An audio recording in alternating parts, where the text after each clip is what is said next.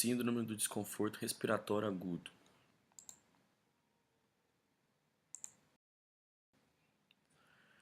Há 50 anos, Ashbag e colegas descreveram 12 pacientes com taquipneia, hipóxia refratária e opacidades difusas em radiografias de tórax após a infecção ou trauma. Eles observaram que as membranas hialinas proeminentes que alinham os espaços alveolares dos pulmões em 6 dos 7 pacientes que morreram, achados anteriormente considerados específicos para a síndrome do desconforto respiratório do recém-nascido, e assim se propôs o termo do desconforto respiratório, ARDS, do adulto, que depois foi mudado para agudo, síndrome do desconforto respiratório aguda.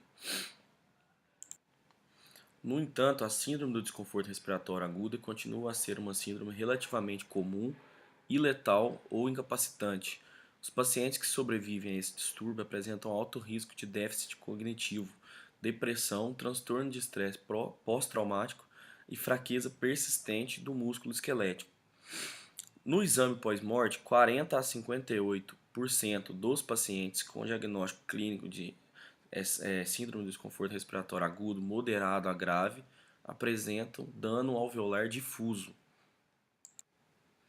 Além disso, a proporção global de pacientes com dano alveolar difuso no exame pós-morte caiu de 49% para 41% na última década, já que a ventilação mecânica com volumes correntes de 6 ml por quilograma de peso corporal ideal tornou-se comum.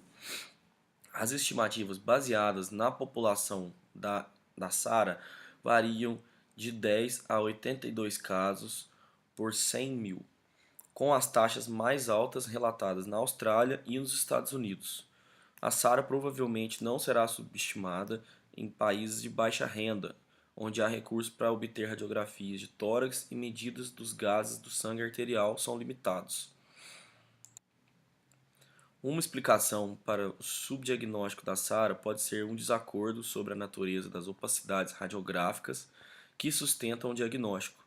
Os pacientes com opcionais multifocais foram matriculados nos ensaios clínicos da SARA há décadas e se beneficiam da ventilação protetora do pulmão.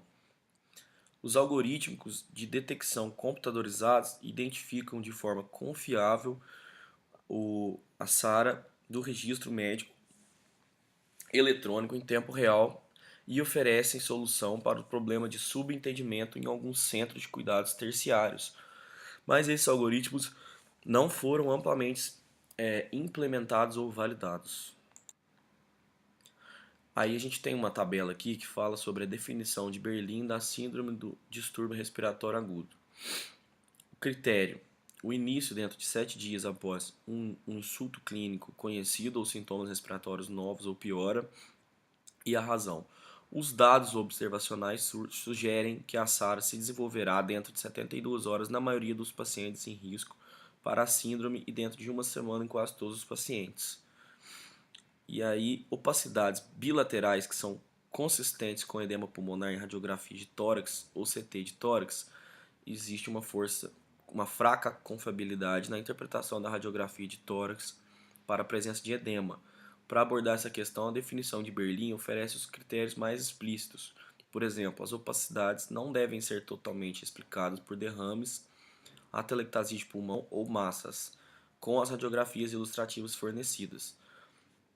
A categorização da gravidade da SARA é uma meta-análise de nível de paciente, validou 3 limiares para hipoxemia, todos consistindo de uma relação PaO2, FiO2 maior que 300 mg por milímetro de mercúrio.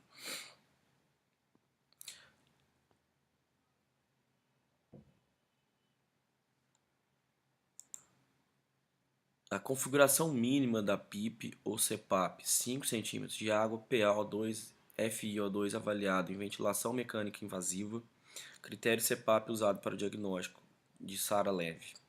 As estimativas de FiO2 não são precisas, com sistemas de fornecimento de oxigênio diferentes da ventilação invasiva ou não invasiva, como a máscara apertada, com exceção do sistema de administração de oxigênio de alto fluxo nasal, as taxas de fluxo maior que 45 litros por minuto. Exigir configurações de PIP mais alta não aumenta a validade preditiva dos estratos de severidade de Berlim e acrescenta complexidade. Olá, sou a Amanda. Eu vou falar um pouquinho das características genéticas e biomarcadores. A síndrome do desconforto respiratório agudo não se desenvolve na maioria dos pacientes com fatores de risco clínicos, como por exemplo pneumonia, sepse ou trauma, sugerindo também que os fatores incluem a susceptibilidade genética. O risco com o resultado pode não ser detectado ou pelo menos leva a uma estimativa de risco impreciso. Também, além disso, o tecido pulmonar para pesquisa de descoberta geralmente não está disponível em pacientes com síndrome de desconforto respiratório agudo, mas, dentro do compartimento do pulmão, lá são vários tipos de células diferentes, pode não ser limpo separadamente.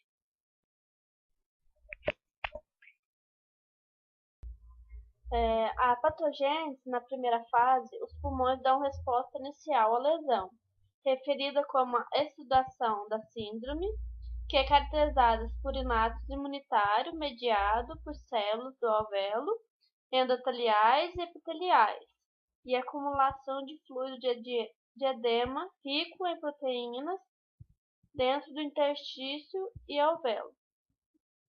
Já na segunda fase, os processos de reparo iniciais ou proliferativa da síndrome são essenciais para a sobrevivência do hospedeiro. E na última fase, ou flebótica, não ocorre em todos os pacientes, mas é associada à ventilação mecânica prolongada e ao aumento da mortalidade. Olá, eu sou a Laís. Eu vou falar um pouco sobre o tratamento e a prevenção. Começando com a terapia de suporte, que é uma prioridade no atendimento dos pacientes com a síndrome do desconforto respiratório agudo e a identificação para o tratamento da causa. A terapia de suporte para a síndrome está focada em evitar outras lesões pulmonares através de uma combinação de ventilação protetora, terapia fluida conservadora para prevenir a formação de edema e promoção da reabsorção de edema pulmonar. A abordagem ideal para a ventilação protetora do pulmão é desconhecida. A evidências atual sugere que não pode haver um nível seguro de volume corrente ou pressão na via aérea em paciente com insuficiência pulmonar aguda. O volume do pulmão ele é reduzido em pacientes com a síndrome do desconforto respiratório agudo, mesmo os volumes normais entregues com pressão de via aérea. São consideradas seguras para o pulmão não ferido, podem causar a sobredistensão regional, que é chamado volutrauma, ativando ou prejudicando o epitélio e ampliando a inflamação. A abertura e o fechamento repetitivo das unidades pulmonares, a telectotrauma, amplificam a tensão pulmonar regional e desnutrem o surfactante. Então, as lesões epiteliais e endoteliais resultam na translocação de mediadores pró-inflamatórios e produtos bacterianos, levando à piora da inflamação sistêmica, o biotrauma. Então, as diretrizes da prática clínica avaliadas por múltiplas sociedades profissionais recomendam a ventilação mecânica invasiva após uma redução do volume corrente e da pressão das vias aéreas. Assim como mostra na figura, pode-se observar os mediadores inflamatórios, entrando nos alvéolos e provocando a lesão tecidual e ocorrendo o processo inflamatório no local. Então, os volumes são reduzidos de 6 ml por quilograma de peso, previsto para no mínimo 4 ml por quilograma, se as pressões platina exceder 30 centímetros de água. A taxa respiratória ajustada no ventilador pode ser aumentada para manter uma ventilação minuto aceitável, que é o volume de gás exalado por minuto, que é a remoção do dióxido de carbono, Recomenda-se também a PIP de pelo menos 5 centímetros de água para pacientes com casos leves e nos casos de moderado a grave, 16 centímetros de água. Então, nos casos de síndrome de desconforto respiratório de moderado a grave, a proporção da pressão parcial de oxigênio arterial para a fração de oxigênio inspirado deve ser menor que 120 milímetros de mercúrio. Em comparação com a sedação profunda isolada, o bloqueio neuromuscular foi mostrado para melhorar os resultados em pacientes com a síndrome de moderado a grave. Então, a relação de PaO2 e FO2 deve ser menor que 150 milímetros de mercúrio. A oscilação de alta frequência não oferece nenhuma vantagem em relação às estratégias de ventilação convencionais e pode ser prejudicial. Embora uma meta-análise no nível do paciente tenha sugerido um benefício quando a relação de PaO2 e FO2 for menor a 60 milímetros de mercúrio. A pressão positiva contínua das vias aéreas pode melhorar a oxigenação e a tolerância da ventilação mecânica, mas também não provou reduzir a mortalidade. Ambas as estratégias de ventilação podem melhorar a oxigenação, aumentando a pressão mínima das vias aéreas, o que pode afetar negativamente a hemodinâmica. A oxigenação de membrana extracorpórea é reservada para pacientes com a síndrome muito grave. A PaO2 por FO2 deve ser menor que 60 milímetros de mercúrio, após práticas pulmonares adequadas e a correção da sobrecarga de volume para melhorar a oxigenação. A ventilação não invasiva pode aumentar o risco de morte quando tentada em pacientes com hipoxemia grave, talvez facilitando volumes elevados dos efeitos combinados de alta respiração e suporte respiratório, resultando em lesão pulmonar induzida por ventilação. A administração de oxigênio através de cânulas nasais de alto fluxo e a ventilação não invasiva, como os capacetes, pode ser alternativas efetivas à intubação e a ventilação mecânica em pacientes com a síndrome menos severos. Ambas as abordagens têm o potencial de reduzir a circulação respiratória e o risco de lesão pulmonar induzido por ventilação. Terapia farmacológica. Infelizmente, nenhuma terapia farmacológica para a síndrome do desconforto respiratório agudo foi mostrada para reduzir a curto prazo ou mortalidade a longo prazo. O óxido nítrico inalado de forma transiente melhora a oxigenação e pode melhorar também a função pulmonar de longo prazo entre pacientes que sobreviveram, mas não reduz a mortalidade e é associado a lesão renal aguda. O glucocorticoides pode melhorar a oxigenação e as pressões das vias aéreas, e em pacientes com pneumonia pode acelerar a melhoria radiográfica, mas os agentes não estão associados a uma sobrevida. O surfactante, inibição de ameaças de neutrófilos e a anticoagulação falharam em ensaios clínicos, assim como os anti-inflamatórios não esteroides. Uma nova abordagem terapêutica no desenvolvimento clínico precoce envolve a administração intravenosa de mesenquimatosas células-tronco que interage com os feridos tecidos através da liberação de múltiplos solúveis fatores bioativos.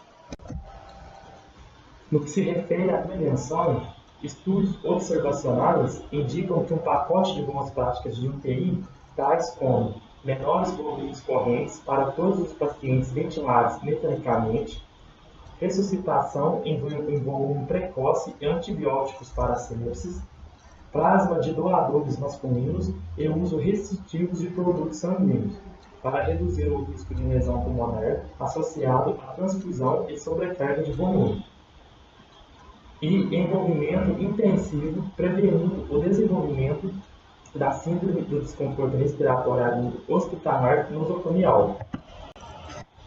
Agora, reconhecemos que a síndrome do desconforto respiratório agudo, como a asma, é uma síndrome caracterizada por heterogeneidade substancial, uma compreensão muito menor do biológico e fundamentos genéticos dos subfenótipos da síndrome do desconforto respiratório agudo devem liberar o caminho para mais terapias direcionadas. Até então, a UTI tem o papel de prevenir a síndrome do desconforto respiratório agudo, tratamento antecipado e efetivo de os insultos que levaram ao SDRA, proteções pulmonares, a ventilação e a gestão de fluidos sensíveis permanecem os elementos essenciais para bons resultados.